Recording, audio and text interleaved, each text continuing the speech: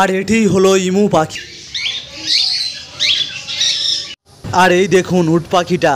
Hello, আমি উজ্জ্বল। আজ চলে এসেছি বারুইপুর অরণ্য বনভোজন উদ্যানে, বা বলতে পারেন বারুইপুর মিনি জুতে।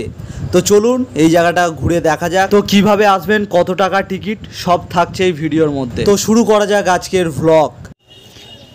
তো এখন দেখতে পাচ্ছেন আমি এখন শাসন রোড স্টেশনে রয়েছি। তো এই স্টেশন থেকে নেমে এই টিকিট কাউন্টারের ভেতর দিয়ে বাইরে চলে গেলাম। আর এর সামনে দেখতে পাচ্ছেন দুদিকে রাস্তা রয়েছে। আমাদের সামনে যেই সোজা স্টেট রোডটা রয়েছে, এটা ধরে 5 থেকে 6 মিনিট হেঁটে গেলেই বারুইপুর অরণ্য বনভোজন উদ্যান, বা বলতে পারেন বারুইপুর মিনি চিড়িয়াখানা। তো দেখতেই পাচ্ছেন আমি এখন বারুইপুর চিড়িয়াখানায় চলে এসেছি। তো চলুন ভেতরে যাওয়ার জন্য টিকিটটা কেটে নেওয়া যাক। এটা ঠিক সামনে দিয়ে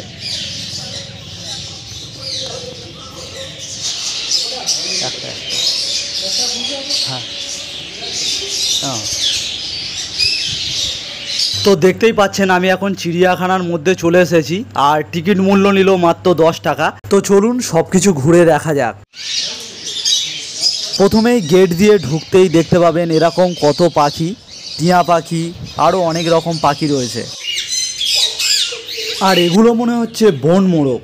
তো দেখতেই পাচ্ছেন এখানে মোরগও রয়েছে।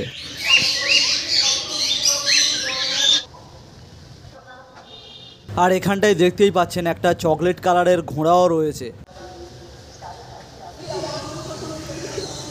আর এই চিড়িয়াখানার মধ্যে একটা পার্কও রয়েছে দেখতে পাচ্ছেন বাচ্চাদের জন্য। আর এই পার্কের দেয়ালে রয়েছে দেখতে পাচ্ছেন সব কার্টুনের ছবি। বাচ্চাদের জন্য এখানে স্লিপের ব্যবস্থা রয়েছে এবং বসারও জায়গা রয়েছে এখানে। সত্যি খুব ভালো জায়গা, 1-2 ঘন্টা কাটানোর পক্ষে সত্যি অসাধারণ। তো এবার এই দিকটায় চলে এসেছি। তো এই দিকটা হলো ময়ূরের এলাকা। তো এখানে অনেক ময়ূরও রয়েছে।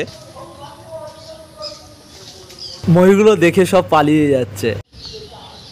ময়ূরটা কোথায় উঠে বসেছে দেখুন। সত্যি এই সেই ময়ূরের পালক, যেগুলোকে দেখতে অসাধারণ লাগে। তো এখানে দেখতে পাচ্ছেন এখানে রয়েছে ইমু পাখি। আর এই ইমু পাখিটাকে দেখুন, এ খাঁচার মধ্যে এপার ওপার করছে, মনে হচ্ছে যেন খাঁচা খুলে বাইরে চলে আসবে। তো এই জায়গাটা হলো এলিগেটর বা ফিশের জায়গা।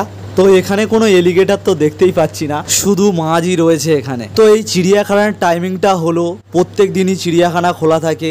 প্রত্যেক দিন বিকেল 4টে থেকে সূর্য অস্ত যাওয়া পর্যন্ত খোলা থাকে এই চিড়িয়াখানা। আর এই দিকটাই রয়েছে অস্ট্রিচ, বা বলতে পারেন উট পাখি। এই উট পাখিগুলো কত বড় দেখতেই পাচ্ছেন। এই বারুইপুর চিড়িয়াখানাটা চাইলে আপনারা এখানে পিকনিকও করতে পারেন।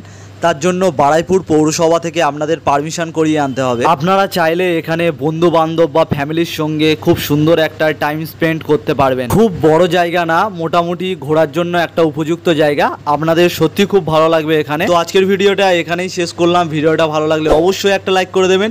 আর এরকম ভিডিও পেতে আমার চ্যানেলটাকে সাবস্ক্রাইব করে রাখবেন।